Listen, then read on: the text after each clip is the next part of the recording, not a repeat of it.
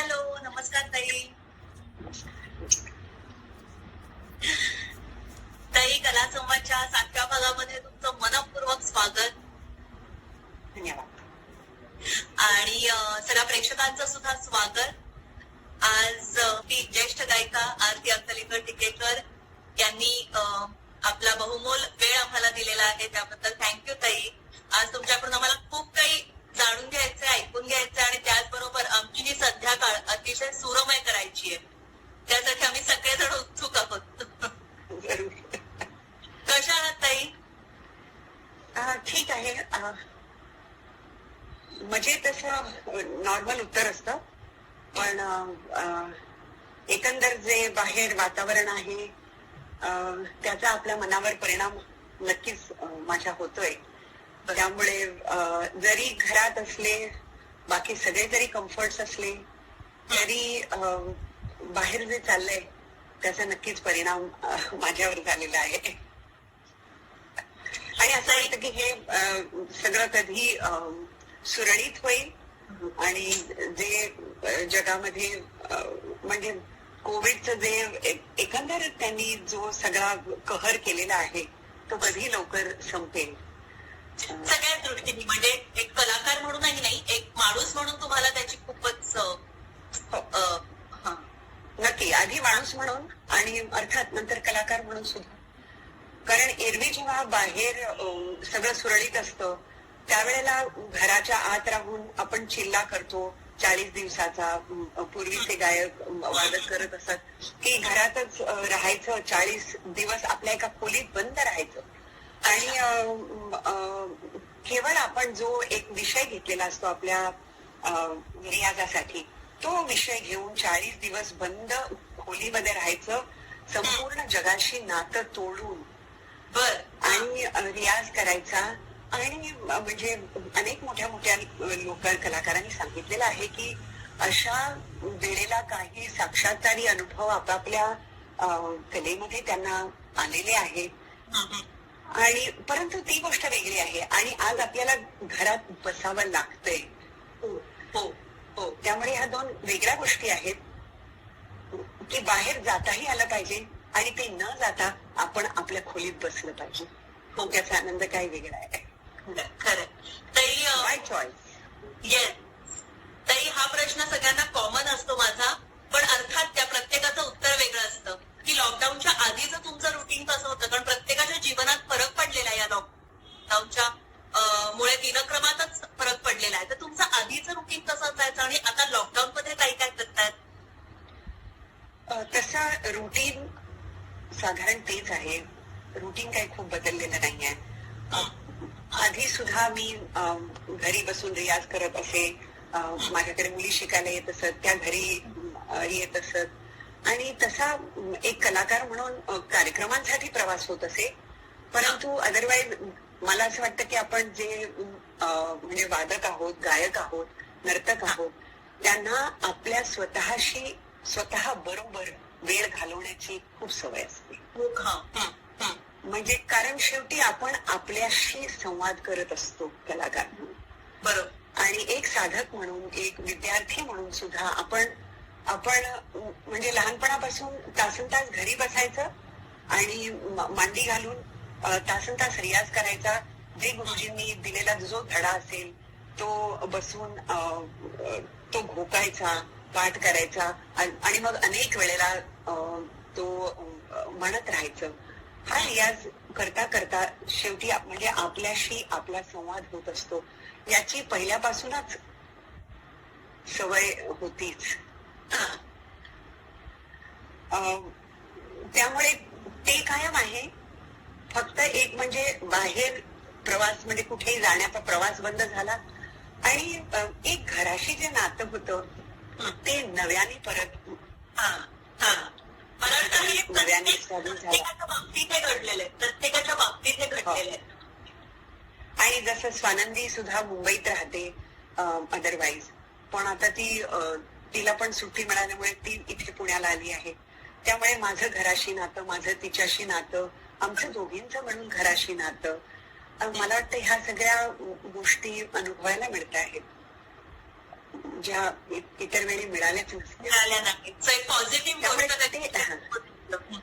मला स्वयंपाक करायला मिळतो, नाहीतर मी कसं इतके वर्ष जास्ती स्वयंपाक घरामध्ये जास्त रमलेच नाही. मला म्हणजे जावं लागलंच नाही. माझ्या सासूबाई अत्यंत चांगल्या खूपच सुरेख स्वयंपाक करायच्या त्या. आणि माझी आई अर्थात आधी, मग माझ्या सासूबाई, मग मी जिथे जिथे होते तिथे तिथे मला ज्या हेल्पिंग हँड असायच्या त्या सगळ्या अगदी उत्तम सुगरणी मिळाल्या मला. त्यामुळे पण आता मला ते एक्सप्लोअर करायला मिळते. क्या बात. मस्त.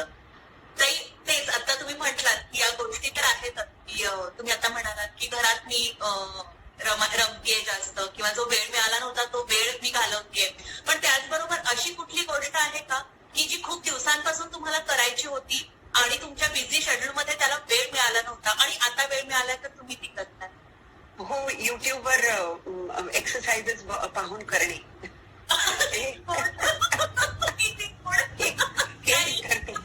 To mile walk, 3 mile walk, fast walking वगैरे. आणि ते त्याची मोनोटनी नसावी म्हणून रोज एक नवीन व्हिडिओ पाहायचा आणि एक्सरसाइज करायचं, हे मी करते आहे. त्यानंतर स्वानंदी बरोबर गाणं तसं कधी अलीकडच्या काळात झालं नव्हतं. तर तो आता मी रियाज करताना स्वानंदी असते, आम्ही दोघे मिळून बसतो आणि करतो. हा पण एक वेगळा अनुभव.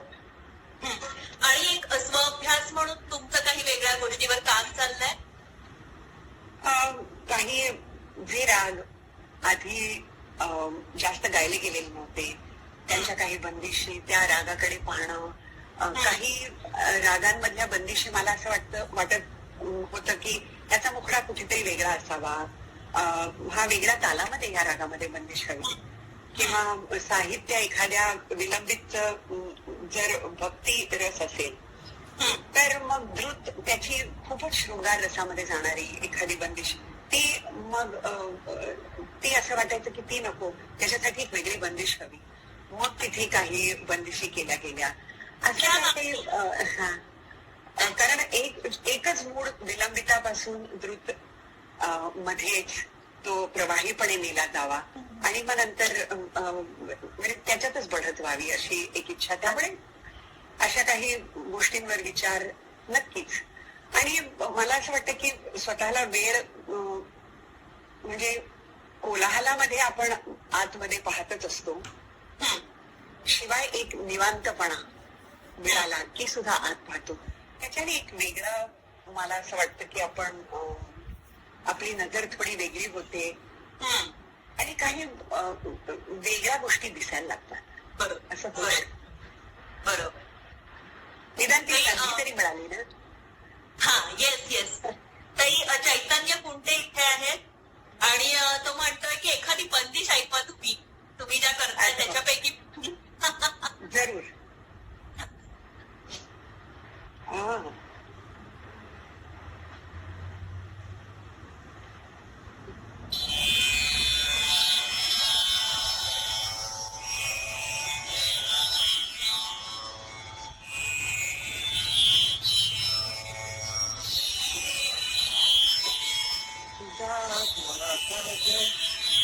दुसऱ्या रागाचा लावलेला होता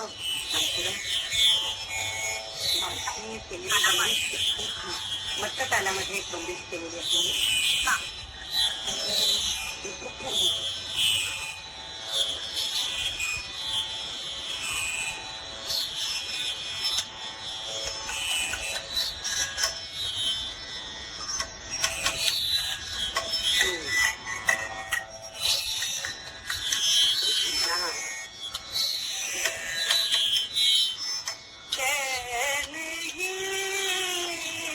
मोरा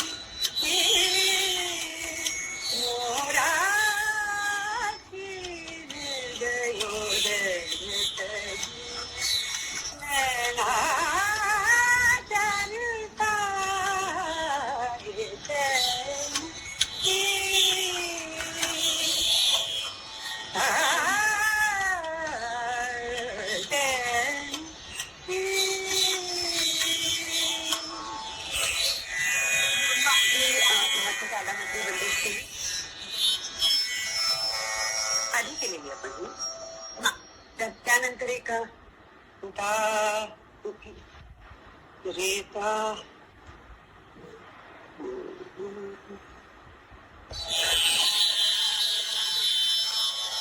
त्याच्या पुढच्या सुंदर बंदिशी केले होते आणि किती तुझ्या बंदिशीने गाते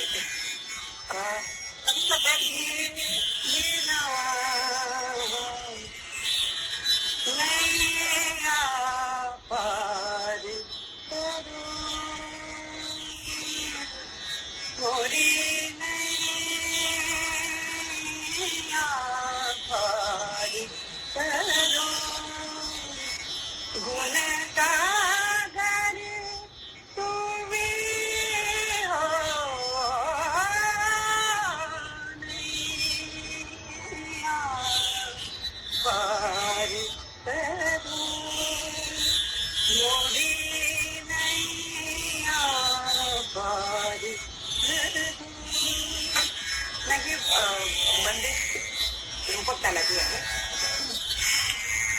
मग त्याला जोडून मधुवंतीमध्ये बंदिशोच्या काही मान करे सखी दिया बहुत जन्म से दिया घराए बाको मनाव वीर धरो. मग अशी बंदिश होती. मग मी म्हटलं ही बंदिश कारण मोरी नैया पार करो गुण सागर तुम्ही हो निर्गुण तुम्ही होत आता दरस कोटी रात रसे तू शरण लेत दिखाता नैया पार करू अशी बंदिश होती. म्हणून मग त्याची गीत केली. ध्यान धरू मैं तुम ध्यान धरू मैं ध्यान धरू मैं तुम जग के पालन करता ध्यान धरू मैं तुम ध्यान धरू मैं तुम जग के पालन करता ध्यान धरू मैं तुम ध्यान धरू मैं तुम. ही बंदिश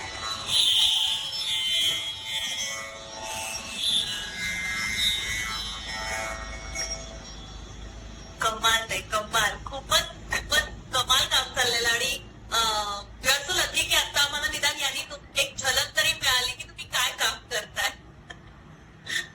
पण अगं काय आहे, हे सगळं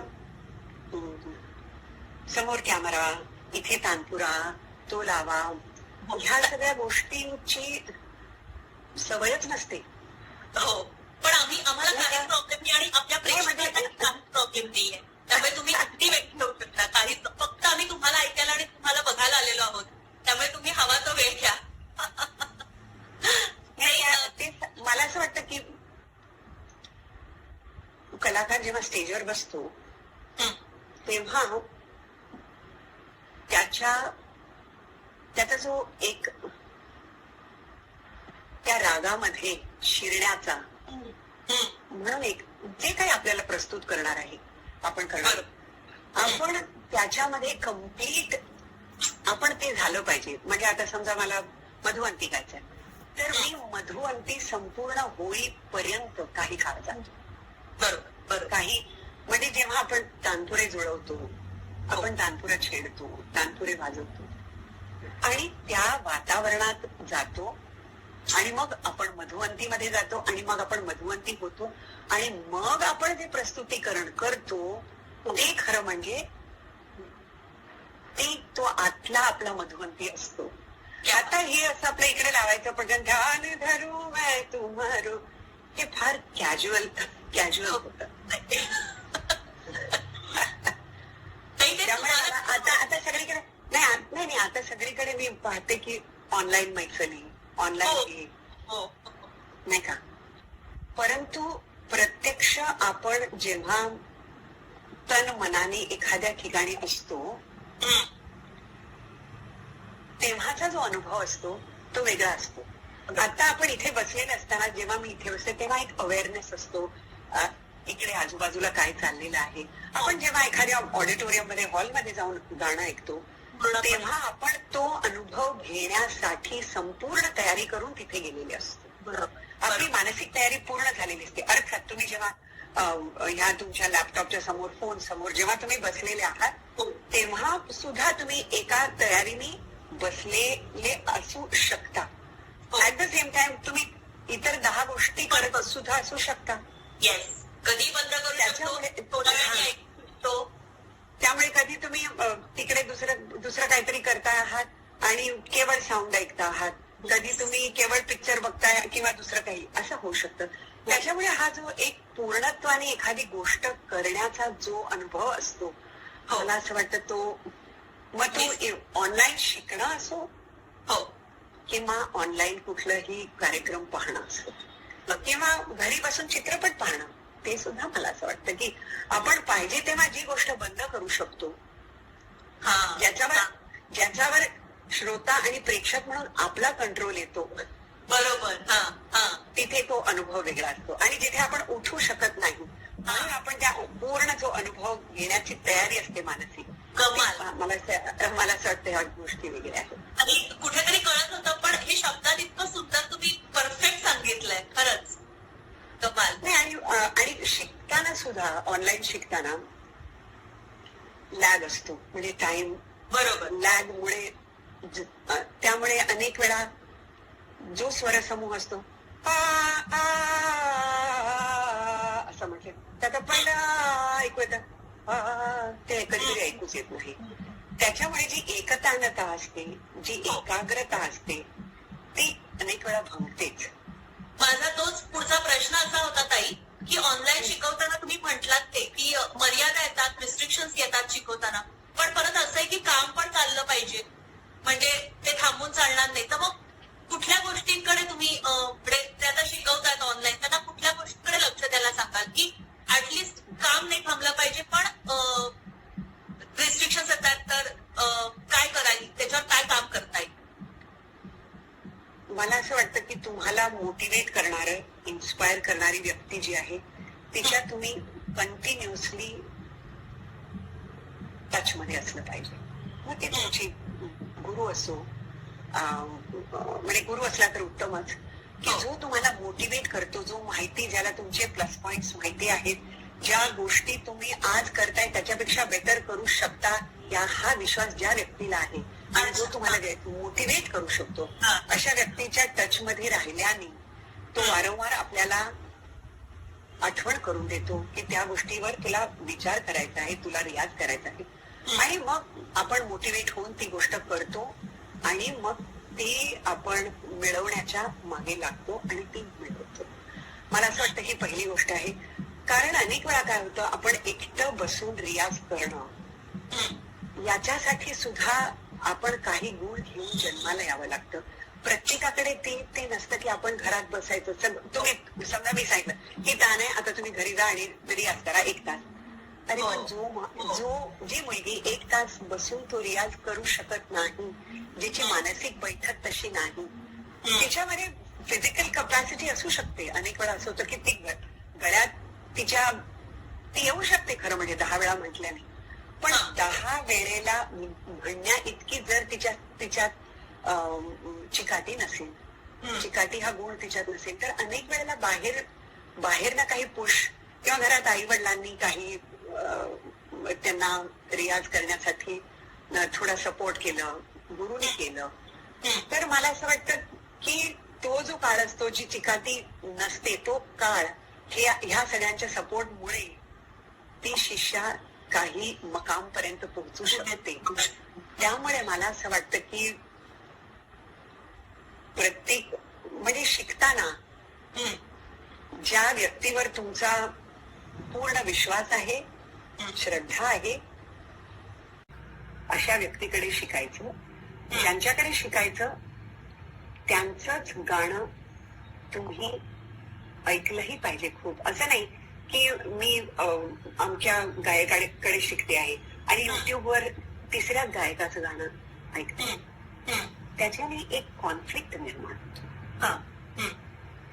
मला असं वाटतं हे हल्ली खूप जास्ती सगळं अवेलेबल झाल्यामुळे हे सगळे इश्यूज, आणि एस्पेशली आपल्या शास्त्रीय संगीत असं आहे की त्याच्यामध्ये विशिष्ट घराणी आहेत, विशिष्ट गायकी आहेत, ज्या आपण फॉलो करत असतो. जसं म्हणजे मी आता समजा किशोरीताईंकडे शिकले, त्याच्यानंतर मी दुसऱ्या गायकाकडे जेव्हा दुसऱ्या कोणाकडे शिकायला जाण्याची जेव्हा मानसिक तयारी करत होते, त्यावेळेला किती चॅलेंजेस मला आले. आणि ऍक्च्युली गेल्यानंतर सुद्धा, कारण गायकी बदलली, आवाजाचा लगाव बदलला, स्ट्रक्चर बदललं, त्याच्यामुळे फिजिकल जी गळा, मला आवाज कसा लावायचा तो पण बदलावा लागला, स्ट्रक्चर बदलावं लागलं. म्हणजे बौद्धिक, मानसिक, शारीरिक सगळेच बदल करावे लागले. त्यामुळे मग मला जेव्हा शिकतानाच असा प्रॉब्लेम आला, तर मी समजा एखाद्या गुरुकडे शिकते आहे आणि दुसऱ्याच गायकाची जर मी गाणी ऐकायला लागले, तर त्यांचा म्हणजे त्यांचा लगाव वेगळा असतो, ते स्ट्रक्चर वेगळं असतं. शिकत मी एक असते आणि ऐकत दुसरं असते. याच्यामुळे बराच, मला असं वाटतं की बरंच कन्फ्युजन होतं. त्यामुळे हे पण करता कामा नये असं मला आता वाटायला लागलं. मी आता खूप महत्वाचं सांगितलं, कारण आता वेळ आहे, त्यामुळे पटापटा हे बघणं ते बघणं असं खूप चालू आहे सगळ्यांचं. त्यामुळे हा पॉइंट तुम्ही खरोखरच महत्वाचा आता सांगितला की ऍटलिस्ट आता तुम्ही ज्या गुरुकडे जातात त्याचे व्हिडिओज जास्त बघितलं तर त्याचा तुम्हाला नक्कीच फायदा होईल. नक्कीच. आणि मला असं वाटतं की गाण्याचे तर व्हिडिओज पाहूच नाहीत, केवळ ऑडिओज ऐकावेत. व्हिडिओ न पाहिलेलेच बरे, कारण का आपण मला वाटतं एकाग्रतेने साऊंड जो आहे त्याच्याकडे लक्ष देतो. आणि असं मला वाटतं. आणि आता तुम्ही ते सांगत होतात की घरात बसून सगळ्यांनी जर सपोर्ट केला, घरच्यांनी, गुरुनी, तर ती चिकाटीने ते काम करू शकेल. पण त्याचबरोबर आता जो स्व अभ्यासासाठी मुलींना वेळ मिळालेला आहे, संगीताच्या विद्यार्थिनी स्व अभ्यासासाठी जो वेळ मिळाला, तर त्यांनी कुठल्या गोष्टींवर जास्त लक्ष केंद्रित केलं पाहिजे असं तुम्हाला वाटतं? प्रत्येकाला वेगळं आहे ना.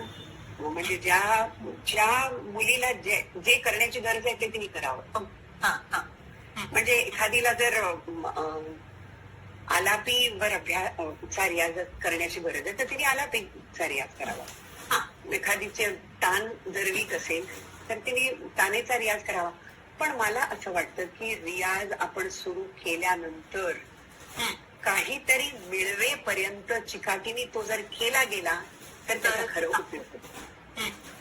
आता थोडा करीन, मग मी नंतर करीन, असं नाही. आज एक विशिष्ट स्पीड पर्यंत तान मला आलीच पाहिजे, असा गोल ठरवला पाहिजे. आणि ते मिळवून मगच उठायचं. बैठक मग जी मांडी घालून बसायचं तिथपर्यंत गेल्यानंतरच उठायचं. मला असं वाटतं ही एक शिस्त आणि ही एक सवय आपल्याला लागते की आपल्याला जे करायचंय ते करूनच मग उठायचं. मला असं वाटतं की या काही गोष्टी किशोरीताईंनी आम्हाला सांगितल्या. किशोरीताईंकडेच येते मी की कसं होतं तुमचं, तेच आता तुम्ही सांगत होतात, शिकवण्याची पद्धत कशी होती किशोरीताईंची? त्यांची थोडी वेगळी पद्धत होती. सकाळी 4 तास, संध्याकाळी 4 तास त्या शिकवत असत.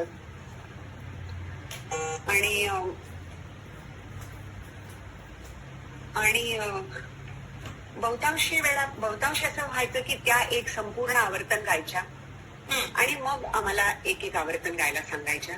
आणि त्यांच्या आवर्तनामध्ये आम्ही जे काही पिकअप करू शकतो ते आम्ही पुढच्या आवर्तनात गात असू.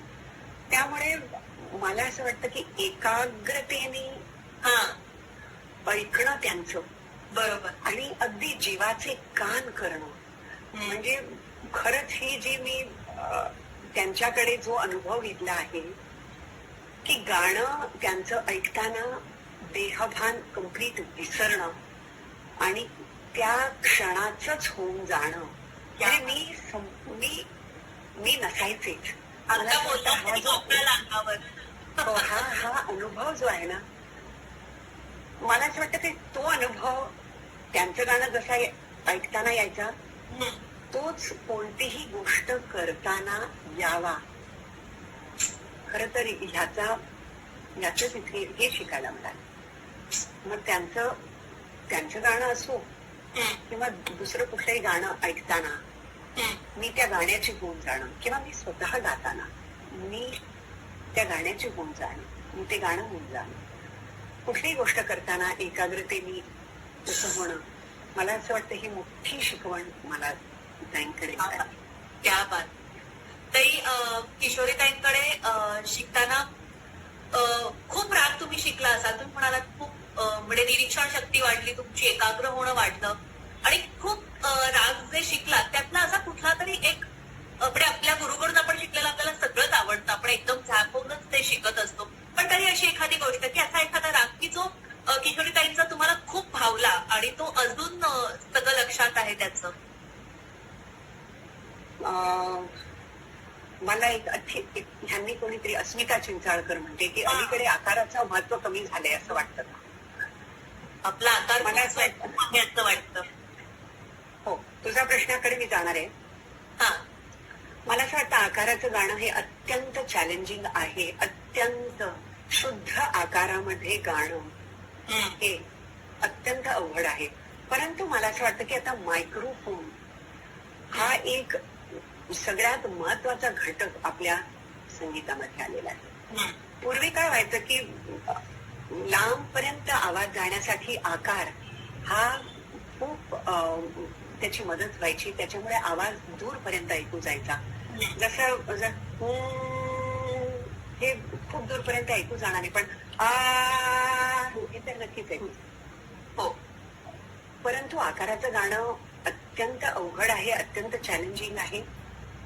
ते गायलं गेलं पाहिजे असं वाटतं नक्कीच. आणि हल्ली कमी झालंय असंही वाटतं. हे बरोबर आहे. त्यामुळे तिच्या प्रश्नाचं उत्तर मी देते. आणि आकारामध्येच फोनेटिक म्हणे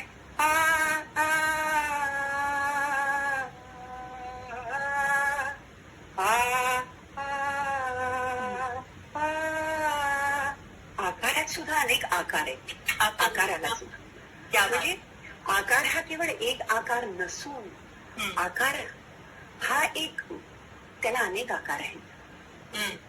मला असं वाटतं की त्याचा अभ्यास हा एक खरं वेगळा विषय आहे. पण त्याच्या आधी तू आधी मला असं वाटतं कुठल्याही रागावर जेव्हा खूप विचार होतो तेव्हा तो आपला संपूर्ण मेंदू व्यापायला लागतो. मला असं वाटतं की मेंदूच्या सगळ्या फॅकल्टी या त्या रागाबद्दलच विचार करायला लागतात. मग तुम्ही नर्तक जे आहात, तुम्ही एखादा तीन तालमय होऊन जाता. संपूर्ण शरीराच्या रोमामध्ये तो तीन तालच वाजायला लागतो, नाही का? मला असं वाटतं तसा तो राग आपल्या रोमामध्ये भिनून तो झंकृत होईपर्यंत ज्या रागाचा विचार झालेला आहे, रियाज झालेला आहे, तो राग आपल्याला आवडायला लागतो आणि तो राग आपला होतो. कारण का आपण त्याच्याशी खूप संवाद केलेला असतो. आपण आपल्याला त्यातली सगळी वळणं, बारीक सारीक वळणं सगळी माहिती झालेली असतात. तीन तालाची, जसं तुम्ही वादक आहात की त्यांनी त्या तीन तालाची त्याच्याशी आपण वाकिफ असतो. मला वाटतं तो राग आपला वाटायला लागतो. आणि तसे ताईंनी शिकवलेले राग म्हणशील तर काय असेल, ताईंचा जेव्हा कार्यक्रम असेल तेव्हा त्या कार्यक्रमाचा रियाज करत असत आणि तेच राग आम्ही शिकत असू. त्या असा वेगळा असा मला बसून असा राग नव्हता शिकवत की आज तुला हा राग शिकवते. बहुतेक वेळेला त्यामुळे त्यांनी आम्हाला यमन शिकवला, भूक शिकवला, संपूर्ण मालकम शिकवला, नंद शिकवला, काही असे काही भैरव शिकवला. आणि एक राग त्या महिनाभर जेव्हा आम्ही शिकत असू, कार्यक्रमाच्या आधी 15 दिवस तरी त्या गात असत तो राग. सकाळी 4 तास संध्याकाळच्या. आणि वेगवेगळे यमन मध्ये असा काही विचार त्यांचा की जो कधीही इतके यमन ऐकलेले होते, परंतु अशा स्वरसमूह घेऊन ताई यायच्या अद्भुत, की असं वाटायचं हा विचार यांच्या डोक्यात आलाच कसा. ही फ्रेम यांना सुचलीच कशी असेल. कारण बहुतेक वेळेला एक जिक्सॉ असतं. आवर्तन म्हणजे एक जिक्सॉ पझल असतं. अनेक स्वरसमूह असतात, ते असे एकमेकांमध्ये असे चपखन सुंदर बसलेले असतात आणि ते आपण आवर्तन म्हणून समेवर येत असतो. म्हणजे म्हणावं तर मला असं वाटतं की आपलं गाणं जणू रांगोळी असल्यासारखं, की 8 ठिपके असे, 8 ठिपके असे, तेव्हा 8 इकडे, समजा 7 आणि 7 असं धरलं तर 7 स्वरांची एक लाईन आणि दुसरी उभी लाईन जी आहे ती ठेक्याची मात्रांची आपण म्हणू शकतो. की स्वर एकीकडे स्वर म्हणजे ते तानाबाना, जसं 2 ऐकू येते ना मध्ये काहीतरी पुअर कनेक्शन, मध्ये मध्ये कट होत आहे. हो, मध्ये मध्ये कट होत आहे. कट होते का? बरं. पण तो रांगोळीचा पॉइंट कळला. 7 ठिपके कळलाय. हो. आणि परत ठिपके, मला असं वाटतं की तिथे ठिपके जरी असली तरी आपल्याला ठिपक्यांना महत्व नाही द्यायचं आहे. आपल्याला त्या ठिपक्यांच्या मधून गायकी निर्माण करायची आहे. तालाच्या मात्रा गायच्या नाही आहे, त्या मात्रांच्या मधून मधून विणायचं आहे.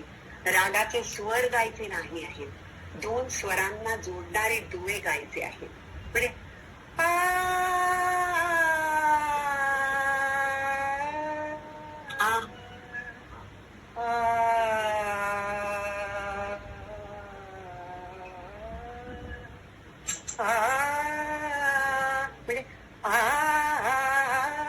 हे पण एक गायकी, पण 2 स्वरांना जोडणारी जी मीठ आहे, मला वाटतं ती मींड गायची आहे आपल्याला. मात्रे म्हणजे मात्रा गायच्या नाहीये आणि स्वर गायचे नाहीये, परंतु ती रांगोळीने आपण ठिपक्यांनी सुरुवात करायची आहे. हो, परंतु त्याच्यामध्ये स्वर आणि लयीच्या असं गुंफायचं आहे त्याच्यामध्ये. परंतु म्हणजे असं सगळं चित्र समोर आहे. आवर्तन म्हणजे काय, याचं प्रत्येकाला दिसलेलं चित्र वेगळं वेगळं आहे. प्रत्येकाला आवर्तन जे दिसतं ते वेगळं दिसतं. कोणाला खूप स्वरसमूह असलेलं असं दिसतं, कोणाला अगदी शांत लांब स्वर असलेलं गायचं असतं. असे म्हणजे ह्या वेगळ्या वेगळ्या गोष्टी आहेत. आणि ताईंनी शिकवलेल्या तुला रागाबद्दल मी सांगितलं. अनेक आता खूप गोष्टी आठवत आहेत ग. आणि हे सगळे मध्ये मध्ये यांचे मेसेजेस, ताई बंदिश बसवताना राग व ताल कसा ठरवला जातो. वसंतराव कुलकर्णींकडून पण तुम्ही शिकला, तर तो अनुभव कसा काय? 1 मिनिट. चैतन्य दादाच विचारतोय, वसंतराव कुलकर्णी यांच्या तालमीतून तुम्हाला काय मिळालं, त्याचं महत्व कसं सांगतात? छान प्रश्न आहे. कारण हा प्रश्न फार महत्वाचा आहे. बहुतेक वेळा सगळे ताईंबद्दल विचारतातच, किशोरी ताईंबद्दल. पण म्हणजे वसंतरावांच्या बद्दल मला सरांबद्दल जरूर सांगायला आवडेल. एक तर गुरु म्हणून अत्यंत ते मोठे होते. ते स्वतः गायक नव्हते, उत्तम ते गुरु होते, उत्तम शिक्षक होते. आणि प्रत्येक विद्यार्थ्याच्या कुवतीप्रमाणे ते शिकवू शकत होते. मला वाटतं ही मोठी गोष्ट आहे. कारण बहुतेक वेळेला गुरु आपल्या लेवलला अनेक गुरूंचं असं होतं की ते आपल्या लेवलला शिकवत असतात आणि शिष्य आपल्याला हवं ते घेत असतो त्या.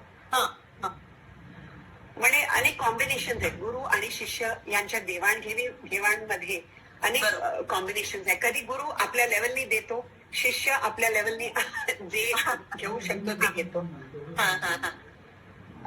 अनेक वेळेला असंही होतं की गुरु त्या शिष्याच्या लेवलला येतो आणि ते शिष्याला शिकवू शकतो आणि मग हळूहळू शिष्याला वरती घेऊन जातो. असंही होऊ शकतो. अर्थात ही दुसरी गोष्ट न झालेली बरी. गुरु तिसरी ती गोष्ट नाही. पण सर असे होते की त्यांनी ते शिष्याची कुवत पाहायचे, त्याची अबिलिटी काय आहे, त्याचा आवाज काय आहे. मला त्यांनी आकाराचंच गाणं शिकवलं. खरं ते आग्रा ग्वाल्हेरचे गायक होते. म्हणजे त्यांनी आग्रा ग्वाल्हेर तालीम, अत्यंत चांगल्या गुरूंकडे त्यांनी उत्तम तालीम त्यांना मिळालेली होती. त्यांना मिळालेली तालीम खादिम हुसेन खान साहेबांच्याकडे त्यांनी आग्रा घराण्याची तालीम घेतली. त्याच्या आधी ते गुळीदासांच्याकडे शिकले, जगन्नाथ बुवा पुरोहितांकडे, आणि सुरुवात त्यांनी अंतुबुवा जोशींकडे ग्वाल्हेर घराण्याची त्यांच्याकडे केली. सो ग्वाल्हेर आणि आग्रा अशा कॉम्बिनेशन मध्ये ते शिकले. परंतु त्यांनी मला शिकवताना आकाराचं गाणं खूप शिकवलं, कारण त्यांच्या लक्षात आलं की माझा आवाज असा खूप नाजूक काही नव्हता.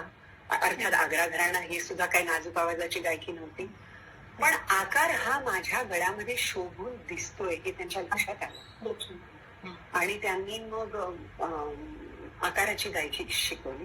मला अत्यंत उत्तम बोल बनाव आणि बोलबाट आणि उत्तम बंदिशीच्या अंगाने कशी बढत करायची या गोष्टी सरांनी शिकवल्या. अगदी चांगल्या जगन्नाथ बुवांच्या बंदिशी ज्या आहेत त्या शिकवल्या. त्यांचे राग जोकंस त्यांनी शिकवला. अनेक राग शिकवले. आता पटकन जगन्नाथ बुवा. आणि काय कोणाचं गाणं ऐकायचं नाही, काय करायचं नाही हे सुद्धा वेळोवेळी सांगितलं.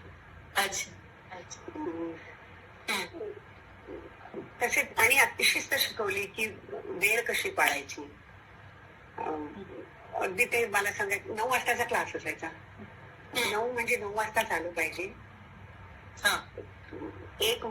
एक मिनिट उशिराही एकही मिनिट उशिरा आलेलं चालणार नाही, कारण का सम ही पहिल्या मात्रेवर असते आणि ते नंतर येऊन आपण सुनावर चालत नाही. बंदिश बसवताना लघु स्वरांवर न्यास, जागा कसं अवॉइड करावं, तालाचं सिलेक्शन त्याप्रमाणे कसं करावं. बंदिश बसवताना राग एक आहे, बंदिश बसवताना राग आणि ताल कसा ठरवला तर बंदिश बस. जसे कधी कधी जसे शब्द सुचतात ते एका विशिष्ट तालातच, म्हणजे एक मीटर घेऊन येतात. त्यावेळेला मग समजा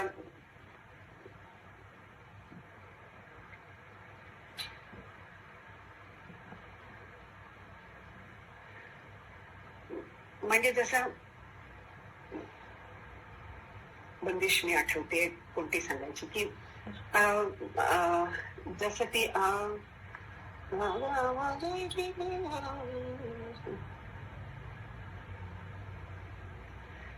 एक बंदिश आहे पंचम सवारी तालातली. आता ती पहा.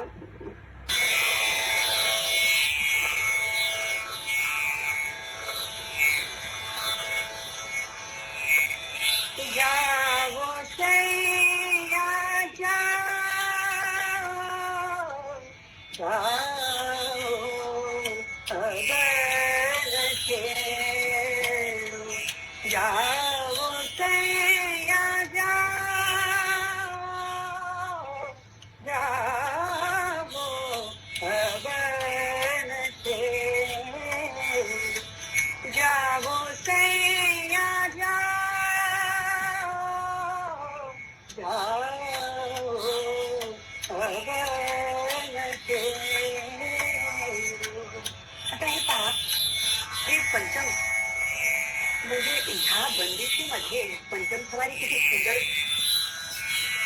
दिसतो आहे. आणि ती बंदिश जेव्हा शब्द सुचले, म्हणजे हे माझी बंदिश नाही आहे, पंडित नाथराव नेरळकरांची बंदिश आहे. परंतु या वी कॅन हिअर यू. नाही मगाशी आपला हो बर. सो म्हणजे कसं बंदिशीचा ताल कसा ठरवतात हा प्रश्न होता. त्याचं हे उत्तर आहे की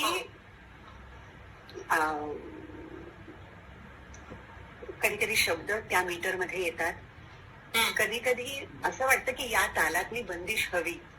म्हणजे जसं ती एक तालातली बंदिश, मला असं वाटलं की मला मधवंतीची कुठलीही एक तालातली चीज शिकवलेली नाहीये कोणी. त्यामुळे मग मी ती एक तालामधली बंदिश केली. तर असं जशी मला म्हणजे मला तिथे एक तालाची बंदिश येणं ही माझी गरज होती. त्यामुळे गरजेप्रमाणे मी एक तालाची बंदिश बनवली. कधी कधी सुचली तर ती एखाद्या विशिष्ट तालासाठी तालात सुद्धा मीटर सुचतात. अशा वेगवेगळ्या तऱ्हेने. ते एक प्रश्न होता, एकच मी बाकी जण बघते. तुमची आलापी अतिशय लयबद्ध असते. प्रतीक सालगर म्हणून आहे, तुमची आलापी अतिशय लयबद्ध असते. तर याचा अभ्यास कसा करता? किंवा वर पण त्यांनी लिहिलंय की आकारही लयबद्ध असतो. त्याचा अभ्यास कसा करता?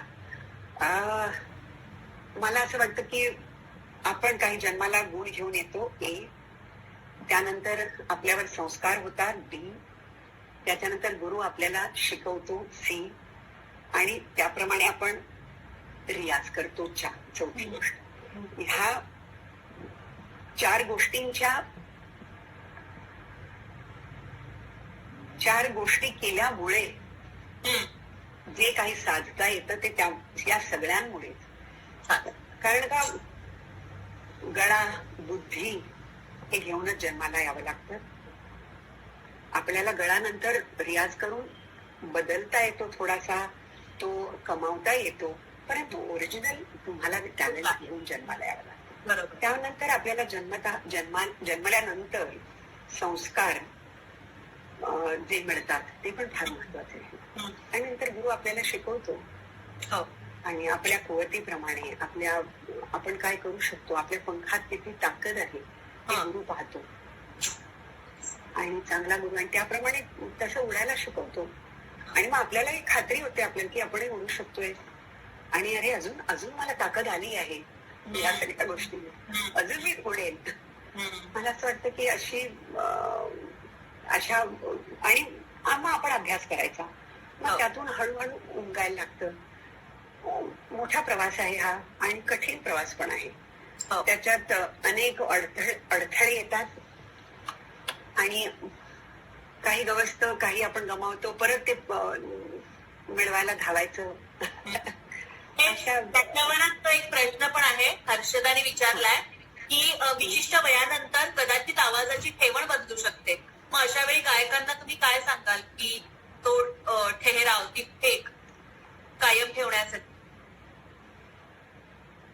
जरूर बदलू शकते.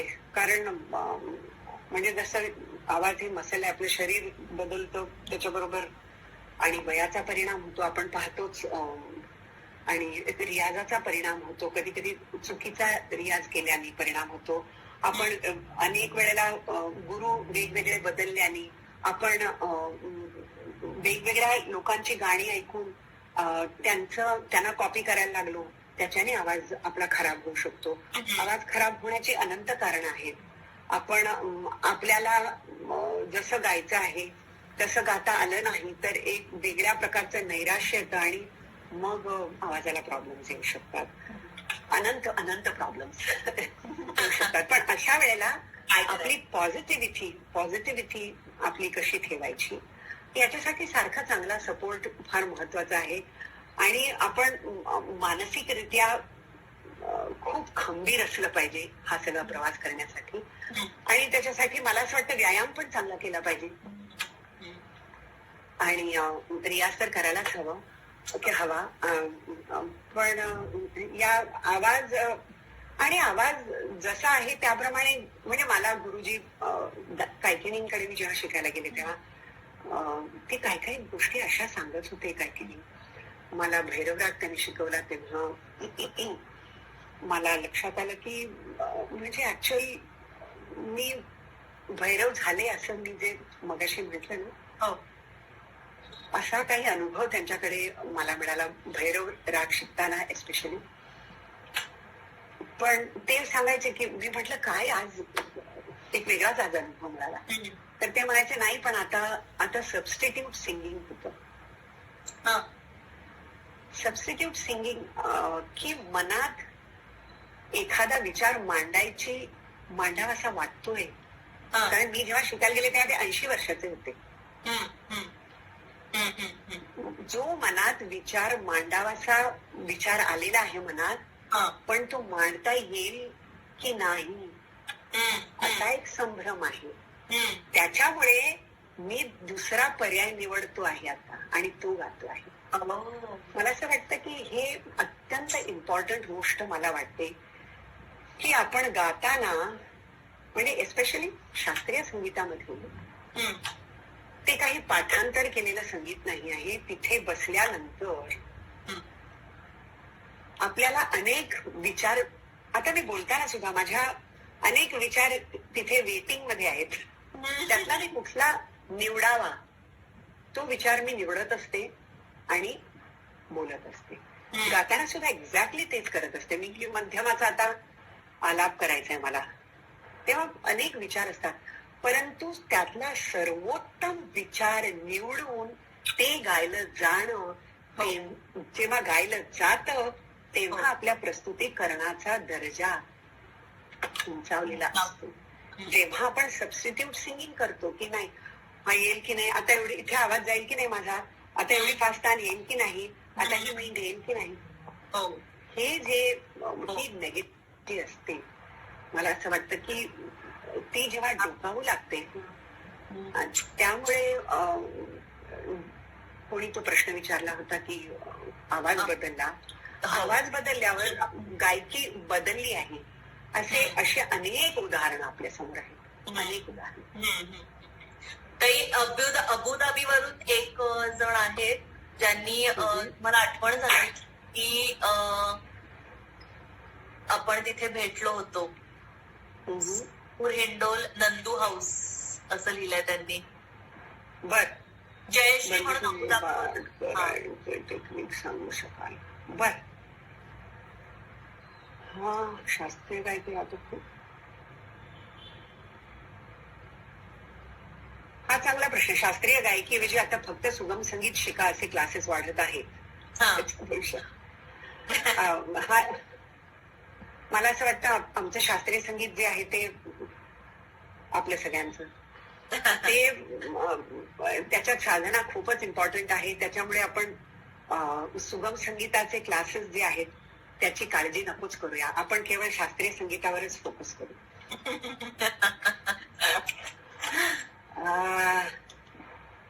काही साथसंगत करताना गायकाच्या दृष्टीने तबला वादकांनी आणि संवादिनी साथ करणाऱ्यांनी काय गोष्टी लक्षात घेतल्या पाहिजेत असं तुम्हाला वाटतं समर्पक साथ संगत होण्यासाठी? समर्पक साथ मला असं वाटतं की गायकाच्या दृष्टीने तबला वादकांनी आणि संवादिनी वादकांनी कुठल्या गोष्टींचं भान सांभाळलं पाहिजे? मला असं वाटतं की गायक एक रागचित्र उभं करत असतो. एखाद्या रागाचं चित्र चितारत असतो. त्याला साजेसे रंग भरणं हे साथीदारांचं काम. म्हणजे तो जो गायक आहे तो जे रागचित्र उभं करतोय त्याची शैली त्याचा अभ्यास साथीदाराचा असला पाहिजे. त्या शैलीला साजेसे रंग कोणते आहेत त्याचा अभ्यास असला पाहिजे. आणि त्या रंगांसाठी लागणारं क्राफ्ट जे आहे, स्किल आहे, त्याचा या. मला अभ्यास करायचा. क्या बात. ह्या गोष्टी झाल्या की उत्तम साथ संगत होऊ शकते. कारण माझ्या बरोबर म्हणजे आता तन्मय देवचके आहे, मिलिंद आहे, भरत कामत आहे, विश्वनाथ शिरोडकर, सीमा शिरोडकर माझ्या बरोबर हार्मोनियम वाजवते, रामदास पडसुले आहे, विभू खांडोळकर, ते हे म्हणजे बाकी अनेक आहेत हा, म्हणजे त्यांची नावं. मला असं वाटतं की ते सुद्धा जेव्हा साथीदार म्हणून, संगतकार म्हणून तिथे बसलेले असतात, तेव्हा ते सुद्धा ते रागचित्र झालेले असतात ऍक्च्युली. म्हणजे ते मगाशी आपलं बोलणं झालं की त्या प्रस्तुतीकरणामध्ये संपूर्ण ते एकाग्र झालेले असतात, त्यामुळे त्याला साजेसे रंग ते भरू शकतात. क्या बात. आपला एक तिरका विचार ते करत नाहीत, असंही होऊ शकतं ना. त्यामुळे अशी संगतकार खूप चांगले, ज्यांनी खूप ऐकलेलं आहे, चांगल्या चांगल्या लोकांची संगत केलेली आहे असे. त्यामुळे मला मी जे सांगितलं तुला की त्या शैलीचा अभ्यास, म्हणजे त्या रागचित्राचा अभ्यास, त्याच्यात कोणते रंग शोभून दिसतील त्याचा अभ्यास, आणि त्याच्यासाठी लागणाऱ्या क्राफ्ट आणि स्किलचा अभ्यास. ते स्वर, शब्द, लय या गोष्टी खूप महत्वाची अंग आहेत गाण्यासाठी. तर त्याची सांगड तुम्ही कशी घालता? रागसंगीतामध्ये म्हणजे स्वर हा प्राण आहे. त्यामुळे आधी त्याच्यावर हुकूमत मिळवायची, आणि लय अर्थात स्वर लावला की तिथे लय त्याच्याबरोबर आलीच. शब्दांचा आणि अक्षर आणि स्वर यांचा पण खर तर एक, म्हणजे जसं आम्हाला कायकिनी शिकवत असत तेव्हा ते की सगळे शब्द किंवा जे ते जणू स्वरामध्ये ओगलेले आहेत, की अक्षर वेगळं आणि स्वर वेगळा नाही. ते अक्षर असं स्वराला चिकटलेलं आहे ना. आणि म्हणजे मोरी नैया, मोरी नैया, असं मोरी नैया, म्हणजे ओ मधनं ई मधनं आई मधनं आ, तो जो स्वर आहे तो सगळा मला असं वाटतं की त्याचा एक अभ्यास असतो. पण आधी स्वराभ्यास केलेला बेस्ट. आधी स्वराभ्यास, मग रागाभ्यास, आणि मग ताल लयीचं, आणि मग शब्द आपसूक यायला लागतात. ते शब्दांबद्दल बोलायचंय मला की खूपदा काय होतं, मराठी जे स्टुडंट्स असतात तर उत्तर हिंदुस्थानी संगीताची आपली भाषा ही ब्रिजभाषा, अवधी, उर्दू असे सगळे शब्द त्याच्यामध्ये असतात. तर त्याचा अभ्यास कसा करावा? म्हणजे हिंदी माझं चांगलं आहे बोलताना, पण सुरांमध्ये जेव्हा मी हिंदी बोलते, हिंदी मला गावं लागतं, तेव्हा कदाचित थोडा फरक पडतो, आणि मग तो एक लहेजा टिकवला जात नाही असं मला वाटतं. तर तुम्हाला कसं वाटतं का? तर कसा म्हणजे अभ्यास कसा करावा? मी तुला सांगू, 1960-70 पर्यंत मला नाही वाटत हा प्रश्न कोणाला पडला असेल. कारण मराठी गायक जेव्हा हिंदी बंदिशी गात होते तेव्हा अनेक वेळा ते जसं मराठी बोलतो तसेच त्यांचे उच्चार येत असत. एखादा पंजाबी गायक जेव्हा हिंदी बंदिशी म्हणत असेल तो पंजाबी आहे हे त्या म्हणजे बंदिश गाताना कळत असेल. पण त्यावर इतका तेव्हा स्वराला इतकं महत्व आणि रागाला होतं की हा विचार येत नसेल. पण मला असं वाटतं की आता काय झालंय, इतर अनेक प्रकारचं संगीत जे आहे इतकं आपण ऐकतो, नकळत सुद्धा जाणते अजाणतेपणी त्याचा आपोआप संस्कार होतो आहे. त्याच्यामुळे हिंदी असेल तर त्याचा आदर्श उच्चार कसा असावा याचा संस्कार आपोआप श्रोत्यांना होतो आहे, गायकांना पण होतो आहे. पूर्वी मला असं वाटतं की इतकं ऐकण्याची साधनं नव्हती, मुश्किलीने रेडिओ होते लोकांकडे. हो. आणि आणखीन शब्दाला तेवढं महत्वच नव्हतं. बरं. शब्द हा महत्वाचेच नव्हते आणि ते अत्यंत चांगलं होतं. हो. कारण मला असं वाटतं ते आपल्या रागदारी संगीताचं वैशिष्ट्य आहे. शब्दांना महत्व नसणं हे मला वाटतं ही अत्यंत चांगली गोष्ट आहे. आणि त्याला कारण मग जेव्हा आपण त्यांना शब्दांना महत्व देत नाही तेव्हाच आपण रागाला महत्व देऊ शकतो. आपण थोड्या काळ काही काळ आपण बंदिशीला महत्व दिलं आणि बोल बाट केली ती गोष्ट वेगळी आहे. परंतु तो काही मूळ आपल्याला राग गायचा आहे. आणि माध्यम त्याचा स्वर आहे आणि शब्द हे त्यातले गौण आहेत.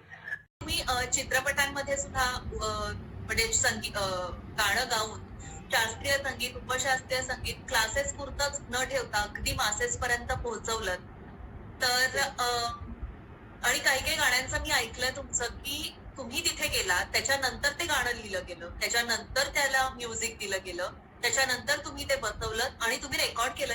याला लिटरली 4 ते 5 तासाचाच अवधी होता. म्हणजे एवढ्या वेळात ते सगळं घडलं ज्याला खूप खूप दिवस लागतात. काय सांगाल या अनुभवाबद्दल? अनुभव तर अत्यंत शिकवणारा होता. कारण बहुतेक वेळा काय होतं की स्टेजवर जेव्हा एखादा राग गायचा असतो तेव्हा त्याच्या आधी अनेक आपण वर्ष तो राग गात असतो. जसं तुम्ही 3 ताल समजा तुम्हाला नाचायचं असेल तर आपण कमीत कमी 10-12 वर्ष त्या रागावर अभ्यास केलेला असतो, त्याचा रियाज केलेला असतो. आणि त्या बंदिशीचे शब्द आपल्या छान इतकी सुंदर हवा झाली आता पुण्यात. सुरेख इतकं छान वारं सुंदर येत आहे आणि गार झालेले आहा. ते शब्द बंदिशीचे शब्द रागाचे स्वर हे आपण आत्मसात केलेलं असतं ते. आणि मग स्टेजवर जाऊन आपण जो अभ्यास केलेला असतो तो आपल्याला तिथे मांडायचे असतात आपले विचार आणि आपण.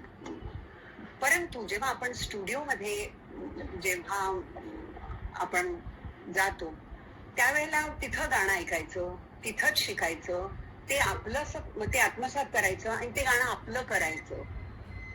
हा जो ज्याला मी यमन गाण्यासाठी 10 वर्ष लावली ते मी जेव्हा एखादं गाणं शिकते आणि 2-3 तासात ते मला आपलंसं करू. आणि ती जेव्हा मी गाणी गायले तेव्हा काय कट पेस्ट एवढं करू शकत नव्हतो आम्ही. त्यावेळेला असं नव्हतं की तुम्ही एखादी लाईन 5-6 वेळा गा आणि मग काही या पहिल्या लाईन मधला पहिला शब्द दुसरा असं करता येत नव्हतं त्यावेळेला संपूर्ण गाणी आम्हाला गावी लागत होती. घोळवली गेलेली आहेत म्हणजे सगळ्यांच्या अगदी कानामध्ये ती गाणी आहेत जी एवढ्या शॉर्ट नोटीस मध्ये तुम्ही जे केलेलं आहे का. मला असं वाटतं की त्याचं संगीत इतकं चांगलं आहे आणि शब्द ते पण चांगले. म्हणजे त्यामुळे मला असं वाटतं की एका व्यक्तीचं नाही ते टीम वर्क आहे कुठलंही. त्यामुळे तशी गाणी झाली ती. पण तो एक अत्यंत समृद्ध करणारा असा अनुभव होता की कारण का सरदारी बेगम असो किंवा बाकी नंतरच्या चित्रपटाची गाणी असो पण बहुतेक ती सगळी उपशास्त्रीय होती. त्यामुळे माझी जी गाण्याची शैली आहे त्याला साधीशीच गाणी ती होती. अशी काही अगदी वेगळी गाणी नव्हती की जी. त्यामुळे मला थोडं सोपं होतं.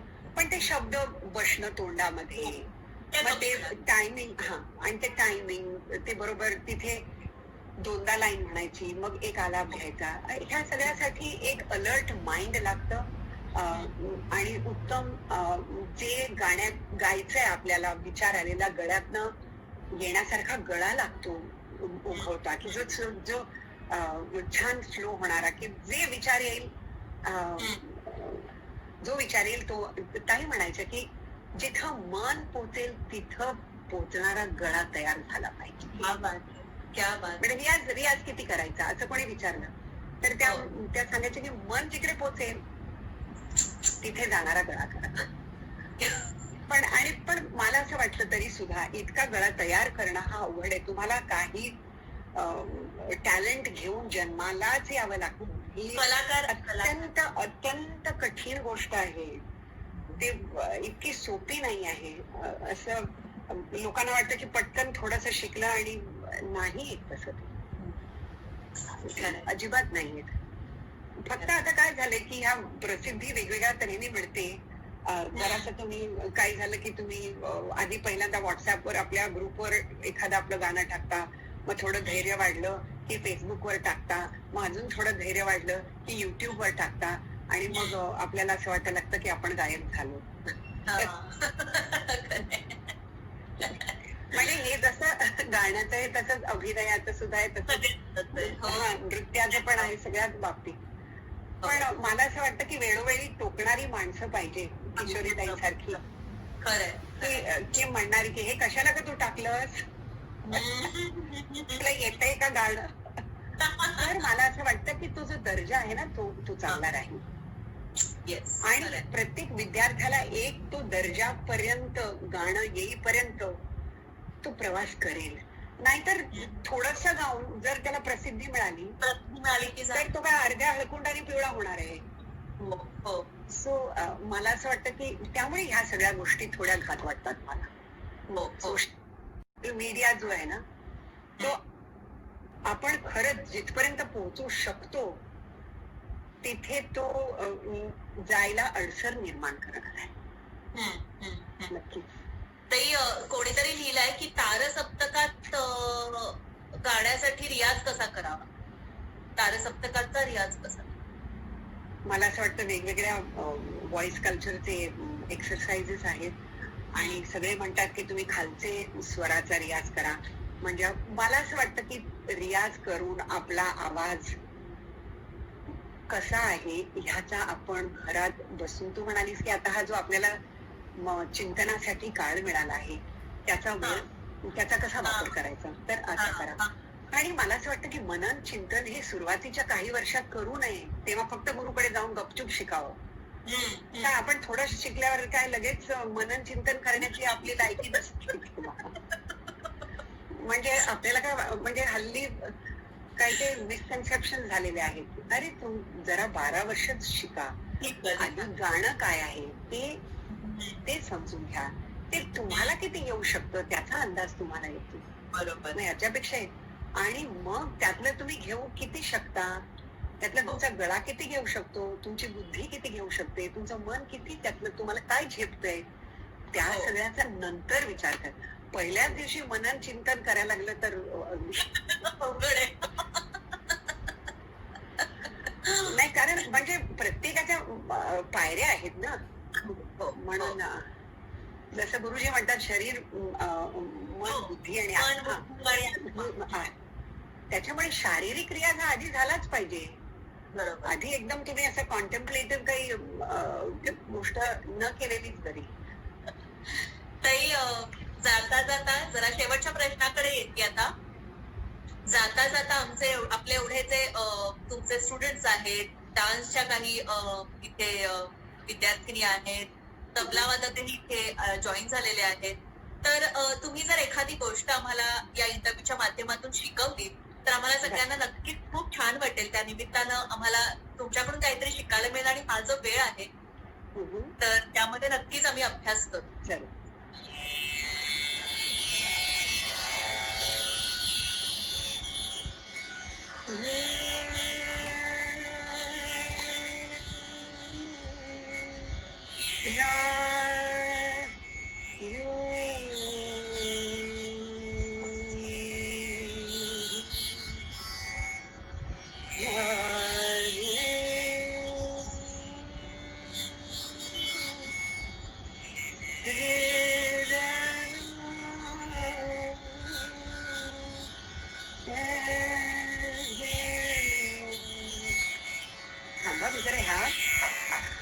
तुझ्या आयपॅड मध्ये कांतिरा लावते म्हणजे मला ते छान ऐकू येतं. हे आहे ना आता. त्यामुळे मला तानपुरा नीट ऐकू येत नाहीये. स्टेजवर असताना किती सुंदर तानपुरे असतात आणि तो सगळा मॉनिटर किंवा रियाज घरी करताना सुद्धा इतके सुंदर तानपुरे लागलेले. मला असं वाटतं की जसं आपण पूजा करताना जेव्हा उदबत्ती लावतो तेव्हा त्या आपण हळूहळू भक्तिभावामध्ये आणि त्या परमेश्वराला शरण जाण्याच्या मनोअवस्थेमध्ये हळूहळू जायला लागतो. आपण घंटानाद करतो, आपले जे सगळे सेन्सेस आहेत त्यांच्या आधारे आपण त्याच्यामध्ये जायचा शिरतो. आपण मग घंटानाद, उदबत्ती असो, असं हळूहळू आपण त्याच्यात शिरतो. तसंच मला असं वाटतं की गाताना असा तानपुरा छेडण्याचा तो सुंदर जो स्पर्श आहे तारांचा, ते सगळं इथे मिसिंग असतं ऑनलाईन. जय टिकेकर सुद्धा जॉईन झालेले आहेत.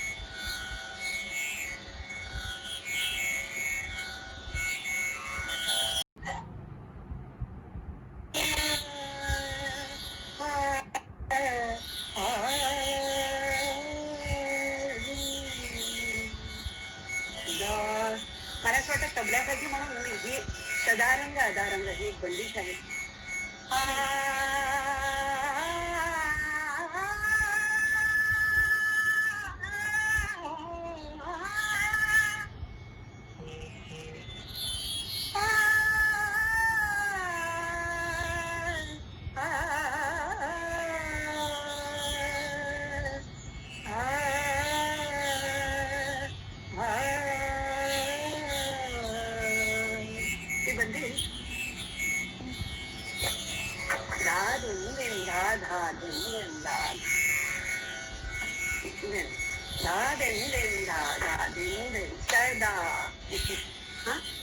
तो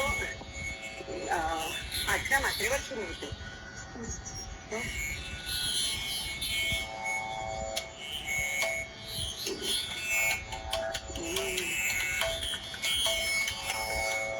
आपला इतका सुंदर ठेका द्यायला किंवा मुलं बसलेली असतात, केवळ त्यांच्याकडे पाहिलं उत्तम संगत करणाऱ्या की बंदिशीचा मुखडा म्हटला की लगेच ते ठेका सुरू करतात. पण ते ह्या आयपॅडला कळलं पाहिजे. ज्या दिवशी कळेल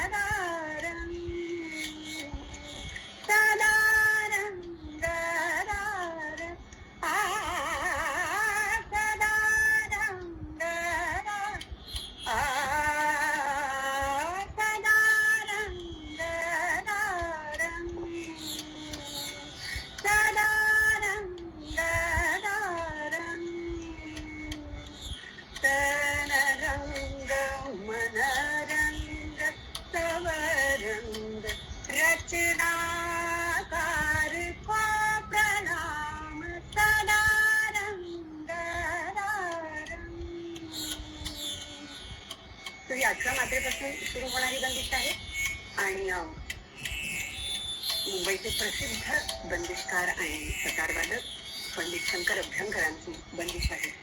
आणि या बंदिशीमध्ये त्यांनी आपले सगळे जुने जे बंदिशकार झाले त्यांना सगळ्यांना वंदन केलेलं आहे. सदारंग अदारंग तनरंग मनरंग सबरंग रचनाकार को प्रणाम. सदारंग सदारंग 1 2 3 4 5 6 सदारंग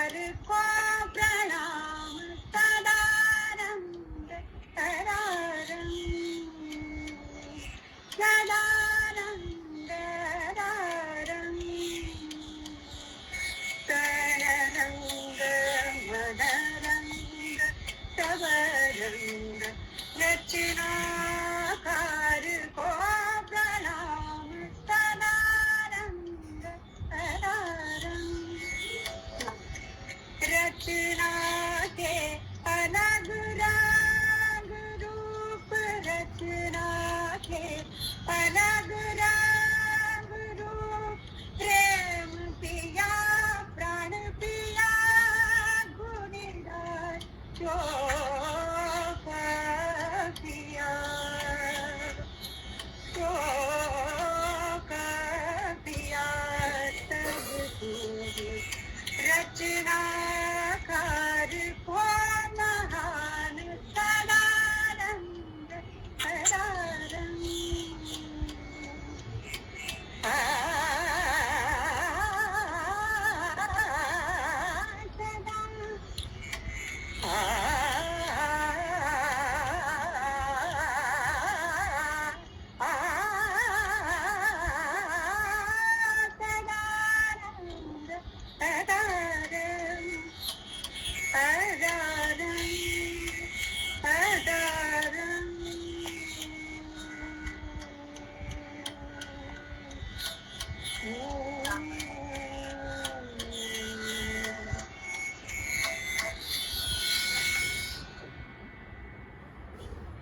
थँक्यू ताई, खूपच छान. सगळ्यांना नक्कीच गायकांना नक्कीच खूपच चांगलं हे मिळालं असेल, मटेरियल स्टफ मिळाला. तुमच्याकडून ऑनलाईन शिकल्या, सगळेच जण शिकले. आणि नक्की मला खात्री आहे की सगळेजण त्याचा अभ्यास करतील. ताई, तुम्ही तुमचा बहुमोल वेळ दिलात आणि आमच्याशी खूप छान गप्पा मारल्यात आणि प्रेक्षकांच्या प्रश्नांनी उत्तरं दिली, त्याबद्दल खूप खूप थँक्यू. मला सगळ्या जे विद्यार्थी आज हे ऐकायला होते, मला त्यांना एवढंच सांगायचंय की मी ज्यांची आज नावं इथे पाहते आहेत ते सगळे अत्यंत डेडिकेटेड मुलं आहेत. आणि आत्ताच्या काळामध्ये ना खूप अवघड काळ आहे हा सगळा. कारण कला ही आपल्या इसेन्शियल्स, आज आपण रोज ऐकतोय इसेन्शियल कमॉडिटीज सगळं चालू ठेवा, इसेन्शियल्स चालू ठेवा, बाकी सगळं बंद आहे.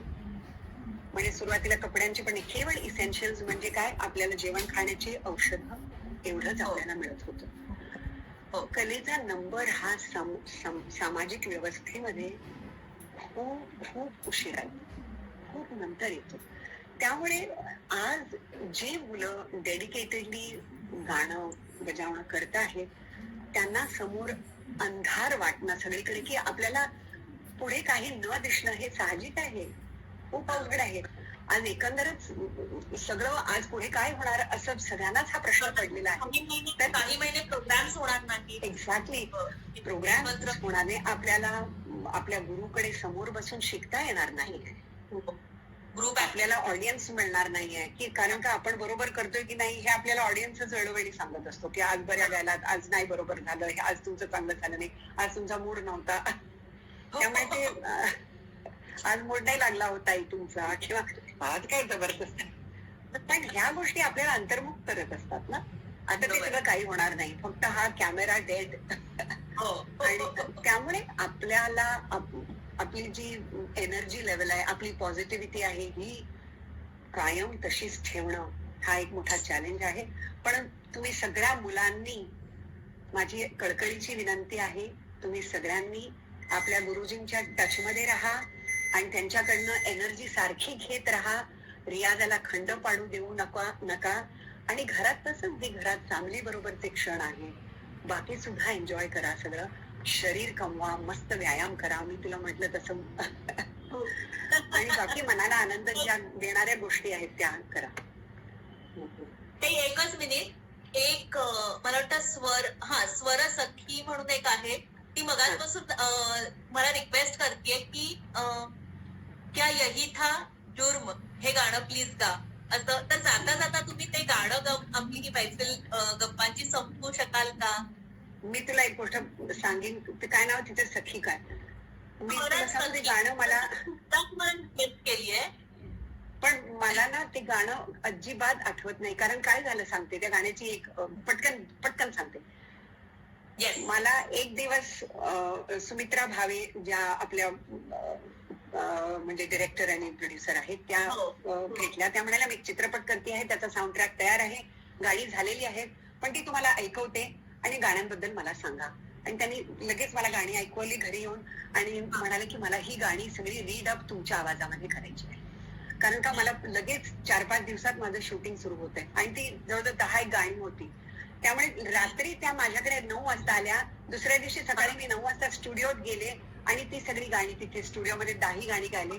त्यामुळे तसं ती गाणी मी गायले आहे, पण नंतर मला खूप 10 गाणी, त्यामुळे ती मला आठवत नाहीये. त्यामुळे मला माफ करावं. पण त्यातला मला पलकेनं मुंदो मला त्यातलं आठवते. ते त्या चित्रपटातलं ते मी म्हणेन.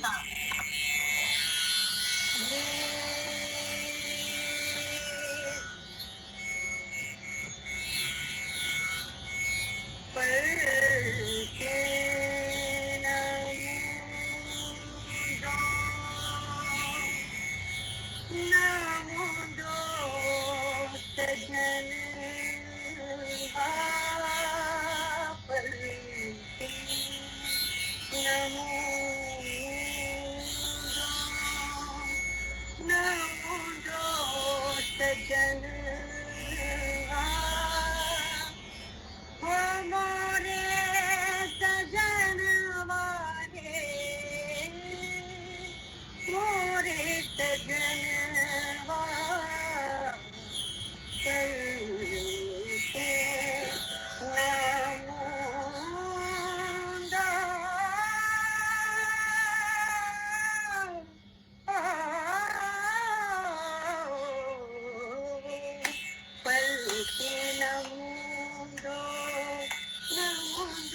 सजनवा ओ मोरे सजनवा रे मोरे सजनवा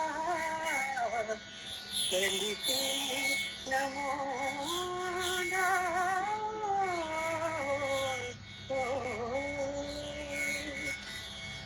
थँक्यू सो मच. त्याच्यानंतर काही विचारणं आणि बोलणं शक्य नाही, त्यामुळे थँक्यू.